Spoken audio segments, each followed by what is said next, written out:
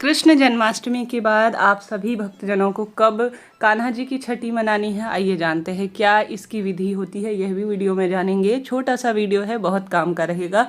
जिस तरह से आपके घर में बच्चे का जन्म होता है तो उसके छठे दिन कान्हा को या बच्चे को जो है नजरिया, काजल का टीका और विशेष भोग लगाए जाते हैं। इसी से सुंदर स्वरूप में पूजा आराधना श्रेष्ठ मानी जाती है। तो 2025 में यह कब है, कैसे आपको मनानी है, ध्यान से सुनिएगा, अंत तक बने रहिएगा। यह दिन बहुत खास होता है, बहुत श्रेष्ठ होता है।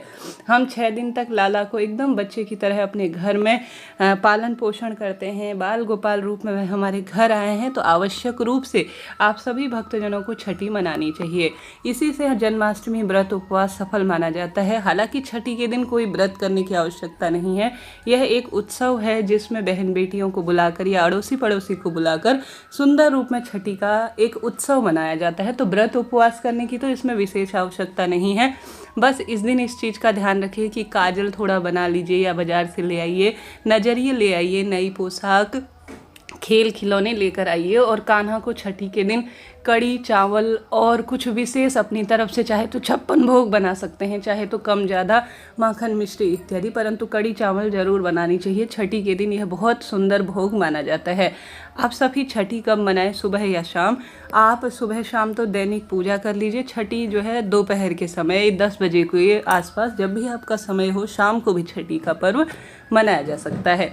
तो आप सभी कान्हा को छठी मनाने से पहले जो है स्नान इत्यादि पंचामृत से निवृत्त कराकर नए वस्त्र पहनाएं और कान्हा की बुआ के रूप में जिन्हें मानते हैं या आप स्वयं माता भी कान्हा के आँख में काजल पहनाएं, लगाएं और साथ के साथ उनको नजरिया पहनाएं और सुंदर भाव से झूला इत्यादि दिलवाएं। ऐसी मान्यता है। यह छठी का सुंदर सा पूजन अभिषेक पूर्ण हुआ और उसके बाद जो है आप सभी विधि विधान से आरती पूजन कर लीजिए। लाला का जन्म है तो घर में बच्चे की भांति ही इसकी छठी मनाई जाती है।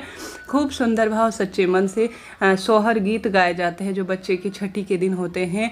जन्म उत्सव के गीत गाए जाते हैं जो कि बहुत सुंदर लगते हैं। तो इस तरह से छठी का पावन पर्व मनाया जाता है। इसे बड़े स्तर पर या छोटे स्तर पर भी आप मना सकते हैं। हर घर में बाल गोपाल बच्चे के रूप में हैं और उसी की तरह से उनके कार्य भी किए जाते हैं। तो 2025 कब है कान्हा की छठी, यह बड़ी दुविधा की स्थिति है। जैसा कि आप जानते होंगे कई क्षेत्रों में 15 तारीख की जन्माष्टमी थी, कई जो है स्थानों में 16 तारीख की जन्माष्टमी। हालांकि अधिकतर स्थानों में पूरे भारतवर्ष में 16 अगस्त की ही जन्माष्टमी मनाई गई, जो कि अपने आप में विशेष है।